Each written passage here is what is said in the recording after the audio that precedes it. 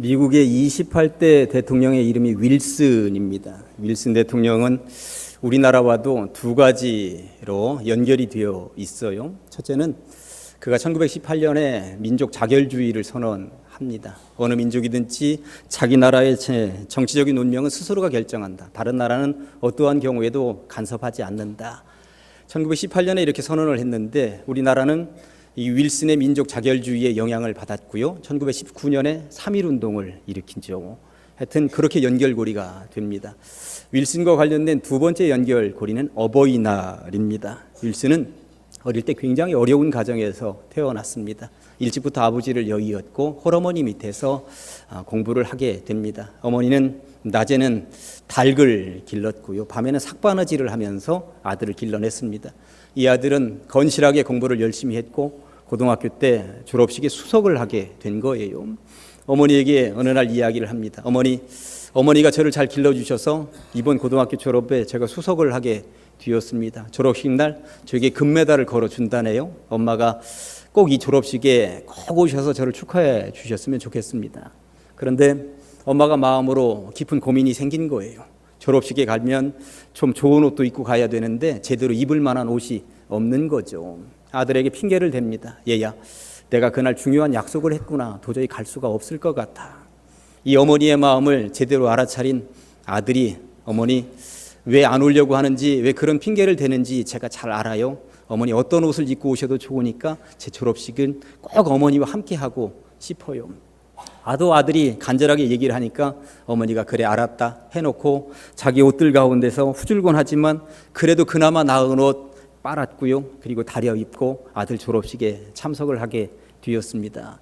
아들은 정말 최우수 학생으로 선정이 되었고 그리고 금메달을 목에다가 걸게 되었습니다. 금메달을 목에다 걸자마자 이 아들이 뒤로 돌았고 그리고 어머니에게 달려가서 어머니 목에다가 그 금메달을 걸어 주었다고 하는 것입니다. 이것은 제 것이 아닙니다. 어머니 것입니다. 당연히 어머니가 받으셔야 합니다.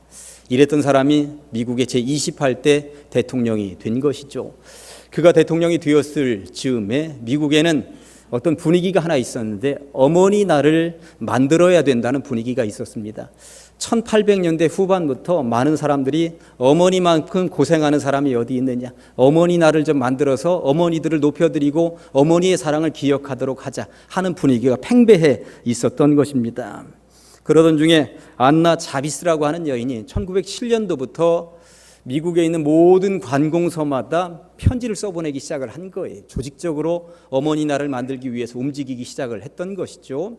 그러면서 어머니 날을 만들어야 하는 타당성, 어머니 날이 왜 필요한지 지속적으로 몇 년간 써보내게 될 즈음에 이제 윌슨이 대통령이 된 것이고요. 윌슨 대통령이 있는 백악관에도 이 편지가 날라오게 된 것이고 편지를 펼쳐서 읽게 되었습니다. 그리고 자기를 위해서 그렇게 희생하며 고생했었던 어머니 생각이 난 거예요. 어머니 날은 꼭 필요하겠구나. 그래서 1914년 5월 둘째 주일을 어머니 날로 정하기로 윌슨 대통령이 선언을 하게 된 것입니다. 그랬던 것이 이 나라에도 전달이 되었고 1956년부터 이 나라 대한민국은 어머니 날을 선정하게 된 것이죠. 그랬더니 많은 아버지들이 어머니만 고생하냐, 아버지도 고생하지. 이렇게 해서 1973년도에 이 나라에서는 어머니 날 폐지하고 어버이날이라고 하여서 아버지들까지 함께 사랑으로 공경하고 섬기도록 만들게 되었던 역사가 있습니다. 출애굽기 20장을 읽어보면 하나님께서 모세를 통하여서 돌판 2개를 만들어 주셨는데 그게 10계명이었어요. 돌판 하나에는 1에서부터 4계명까지 쓰여져 있는데 사람이 하나님 앞에 어떻게 해야 하는지에 대한 계명 4가지가 쓰여져 있었습니다. 나 이외에 다른 신을 섬기지 말라, 우상을 만들지도 말고 그 앞에 절하지도 말라, 하나님의 이름을 망령되이 일컫지 말라, 그리고 안식일을 기억해서 거룩히 지켜라. 이게 하나님 앞에 사람으로서 가장 기본적으로 해야 하는 도리다. 그리고 다른 돌판 하나에는 사람과 사람 간의 관계 속에서 어떻게 해야 하는 것인지에 대해서 6가지가 기록되어져 있었는데 5번째 계명이 무엇입니까? 부모를 공경하라, 살인하지 말라, 간음하지 말라, 도적질하지 말라, 거짓말하지 말라, 탐내지 말라. 이렇게 6개의 계명을 돌판에다 친히 적어서 모세를 통해서 인류에게 주셨던 것입니다. 그런데 저는 오늘 이 시간에 집중해서 보고 싶은 것은 사람이 사람으로서 서로 관계를 맺으면서 살아가게 되는 6개의 계명 가운데 최고 첫 번째 계명이 무엇입니까? 부모를 공경하라. 부모를 공경하라. 이 말씀을 주셨다라고 하는 것입니다. 살인하지 않는 것, 간음하지 않는 것, 도적질하지 않는 것, 그리고 거짓말하지 않는 것, 탐내지 않는 것, 이 어떤 계명도 다 중요하겠습니다만 부모를 공경하는 이 계명보다 앞설 수는 없다는 이야기인 것이죠. 이거 하나 잘 되면 나머지는 다 잘 되는 것이고 이거 하나 안 되면 나머지는 다 안 된다는 이야기로 들으셔도 틀림이 없다라고 하는 것입니다. 그런데 부모를 공경하라라고 하는 이 계명이 다른 계명들보다 더 중요한 의미가 하나 있는데 부모를 공경하라는 이 계명을 잘 지키면 뒤에 따라오는 것이 있다고 성경이 분명히 말씀하고 있습니다. 한번 보실까요? 출애굽기 20장 12절입니다. 네 부모를 공경하라. 그리하면 네 하나님 여호와가 내게 준 땅에서 내 생명이 길리라. 아멘. 다른 계명은 그냥 명령하고 끝입니다. 살인하지 말라. 그러고 끝입니다. 그렇죠? 도적질하지 말라. 간음하지 말라. 그냥 끝인 거예요. 뒤에 사족이 붙어 있지 않습니다. 살인하지 말라. 이 계명을 평생도록 지켰다 하여서 억만금을 주겠다는 약속이 없습니다. 도적질하지 말라. 간음하지 말라. 이 약속을 지켰다 해서 수만 평의 땅을 주겠다는 약속도 없습니다. 그냥 하지 말라 하고 끝입니다. 그런데 부모를 공경하라. 이 말씀에는 뒤에 선물까지 주시겠다고 분명히 말씀하고 있는 거예요. 제가 그래서 생각을 해본 거죠. 아니 부모 공경한다라고 하는 말씀에는 왜 선물까지 주신다고 하나님이 이렇게 말씀을 하셨을까? 그러면서 제가 내린 결론은 이것입니다. 부모 공경이 그렇게도 중요하다는 것이고요. 다른 하나는 부모 공경을 잘 안 한다는 반증이기도 하다는 말씀으로 들으셔야 하는 것입니다. 얼마나들 안 하면 선물까지 주면서까지 그러니 좀 선물이라도 줄 테니 제발 좀 부모 공경해라 이렇게 말씀하고 계신 것은 아니겠는가? 저는 이렇게 읽어본 거예요. 각 라디오마다 방송국들이 기사 좀 써보내라고 사연 좀 보내라고 하면서 내건 것이 무엇이냐면 선물입니다. 거기다 기사 보내고 문자만 보내도 선물이 줄줄줄 따라옵니다. 선물이 주어진다고 하는 것은 잘 안 하기 때문에 지키게 하도록 하기 위한 수단일 수도 있다라고 하는 것입니다. 아무튼 우리 가장제일교회 성도님들 선물이 주어지든 주어지지 않든 부모님 잘 공경하시고요. 그래서 주어지시는 장수의 복을 다 받아 누리시기를 간절히 축원합니다. 아무튼 부모 공경은 동서고금을 막론하고 만고불변의 진리인 것이죠. 오늘은 효에 대한 이야기를 해보려고 합니다. 오늘 본문에는 끝까지 시어머니를 따르고 공경하고 섬겼던 며느리의 이야기가 등장을 합니다. 룻입니다. 룻은 처음에 얼마나 보잘것없는 이방 여인이었습니까? 그러나 그녀는 나중에 인생 역전의 주인공이 되죠. 마태복음 1장에 보면 예수님의 족보의 조상으로 이름이 당당하게 기록된다라고 한 사실입니다. 이들 가족의 이야기가 처음 시작될 때만 해도 가족 구성원은 4명이었습니다. 엘리멜렉과 나오미 부부 그리고 말론과 기륜이라는 두 아들이 함께 살고 있었던 것이죠. 베들레헴에서 행복한 가정을 꾸리고 있었습니다. 그런데 이 베들레헴에 흉년이 들었던 것이고 베들레헴에 더 이상 머물러 있을 수가 없겠구나 하는 생각이 들어서 먹고 살기 위하여서 이사를 가게 되었는데 이사 간 곳이 모압 땅이었습니다. 이 모압 땅에서 그래도 잘 먹고 잘 살면 얼마나 좋습니까? 가자마자 가장의 목숨을 잃어버리고 맙니다. 나오미는 이제 과부가 된 것입니다. 부랴부랴 두 아들을 결혼시켜서 이방 여인들과 결혼시켜서 며느리들을 얻었는데 두 아들마저 죽어 나갔습니다. 얼마나 기가 막히고 코가 막힌 상황이었을까요? 신구약 성경을 통틀어서 가장 인생이 안 풀리는 사람을 하나 꼽으라면 욥이죠. 욥의 인생 정말 징그럽게 초반전에 안 풀렸습니다. 근데 2등짜리 안 풀리는 사람을 꼽아보라면 나오미입니다. 흉년 들어서 고향 땅 버렸습니다. 떠나자마자 사별했습니다. 떠나서 두 아들을 다 잃어버렸습니다. 이런 기구한 운명이 도대체 어디에 있단 말입니까? 그런데 공교롭게도 나오미라는 이름의 뜻을 해석해 보면 행복이에요. 행복이라는 이름을 가지고 있는 이 나오미가 어쩜 그렇게 행복과는 가장 먼 거리에 있는 사람의 인생을 살고 있단 말입니까? 나중에 이 나오미가 10년 만에 고향 땅으로 돌아가는데 며느리 한 명 데리고 고향 땅으로 돌아가는 장면이 나옵니다. 고향 땅으로 돌아가니까 온 동네 사람들이 다 몰려 나오는 거예요. 이게 누구야? 나오미 아니야? 나오미? 세상에나 나오미가 살아있어서 나오미 하면서 몰려 나오죠. 악수도 하고 끌어안기도 하고 눈물도 쏟고 그럽니다. 그런데 이 나오미라는 말을 우리말로 옮기면 뭐라고 그랬어요? 행복이라고 그랬잖아요. 그 말을 우리말로 번역을 해보면 이게 누구야? 행복이잖아. 세상에 행복이가 왔어. 우리 행복이 이러고 있었다는 거예요. 한번 생각을 해보세요. 10년간 고향 땅 버리고 외국에 나가서 산전수전 다 겪으면서 남편도 잃고 아들들도 다 잃고 고향 땅에 돌아왔는데 사람들이 아이고 행복이 왔구나. 얼마나 안타까운 장면입니까? 나오미가 동네 사람들에게 이렇게 말을 합니다.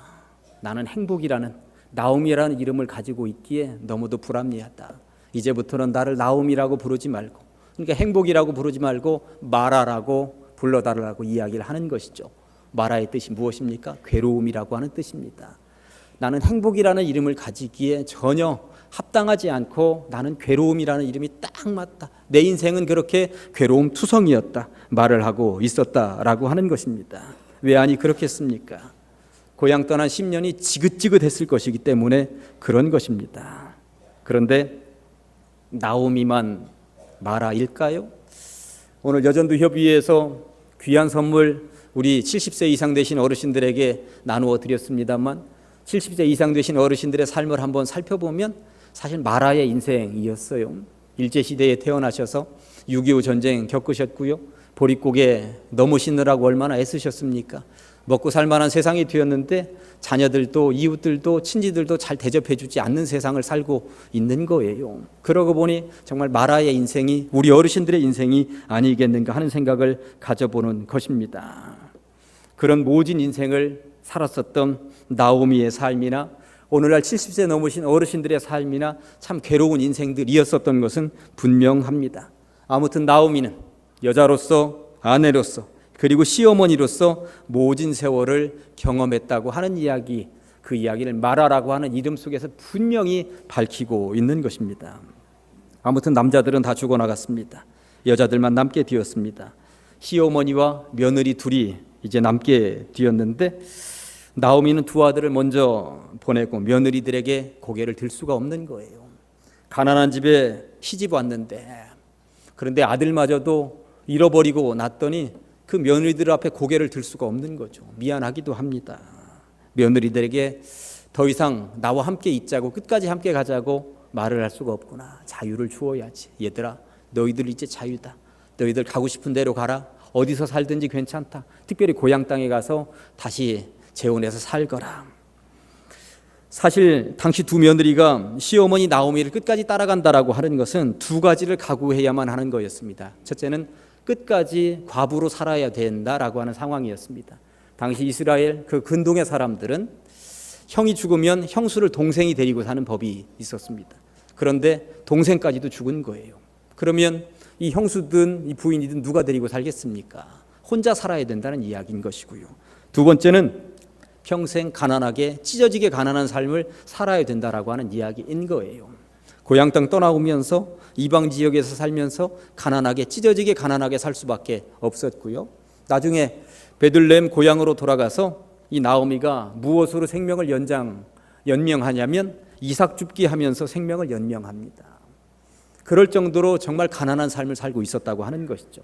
그러니 며느리들로서 시어머니를 따라간다고 하는 것은 평생 이 가난을 벗어날 수 없겠구나. 이거 결단하지 않으면 못 따라간다라고 하는 것입니다. 두 며느리들을 앉혀놓고 시어머니가 얘기합니다. 내가 너희들을 책임질 수가 없겠구나. 내가 너희들에게 부한 것을 좀 줄 수 있으면 좋겠지만 이거 줄 자신이 없구나. 너희들 가거라. 이랬던 것이죠. 여러분 살다가 보면 집안의 어르신들하고 대화 나눌 때가 있어요. 특별히 이번 어버이날인데 다녀오셨는지요? 아니면 이제 오후라도 다녀오실 생각을 하시는지 모르겠습니다. 시골에 있는 어머니께 전화를 드리면 어머니 조만간에 내려갈게요. 그러면 어머니들이 야 바쁜데 뭘 내려오냐, 내려오지 마라. 다음에 한가하면 내려와라. 그러면 아들 녀석들이 사실 바쁘기는 해요. 그럼 어머니 다음에 내려갈게요 하면 될까요? 안 될까요? 안 되는 거죠. 안 되는 거죠. 그래도 가가지고 봉투에다가 돈이라도 좀 얼마 넣어서 어머니 용돈이에요 쓰세요 했는데 어머니가 뭘 이런 걸 자꾸 가져오냐, 이번이 마지막이다, 다음에는 절대 가져오지 마라 한다 해서 다음부터 절대 안 가져가면 될까요? 안 될까요? 안 되는 거죠. 안 되는 거죠. 어머니들, 어른들이 한 말 그대로 받으면 안 되는 것입니다. 그 속에 어떤 마음이 숨겨져 있는지를 우리는 찾아내야 되는 것입니다. 시어머니가 너희들 고향으로 가라, 내가 너희들 책임질 수 없으니 고향으로 가서 너희들 마음대로 살아라, 자유다, 그렇게 한다 해서 얼싸좋다 하고 가면 되겠습니까? 안 되겠습니까?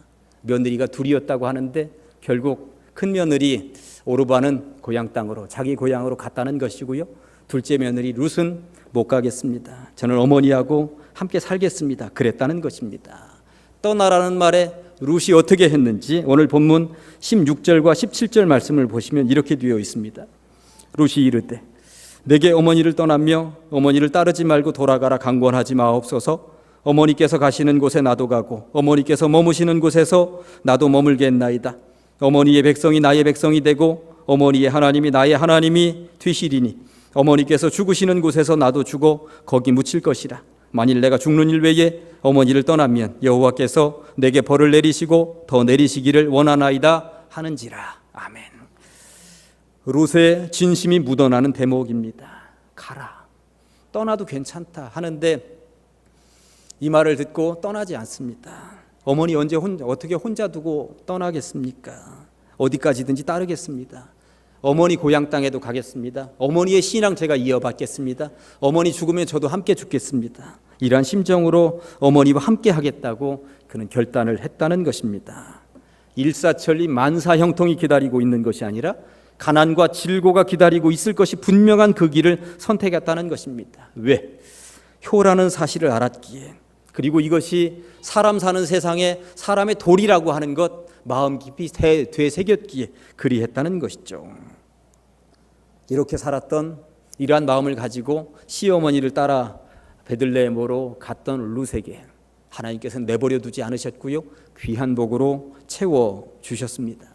베들레헴에서 정말 좋은 남자 보아스를 만나게 되었고요, 결혼해서 행복하게 살았다는 이야기가 룻기의 결론인 것이죠.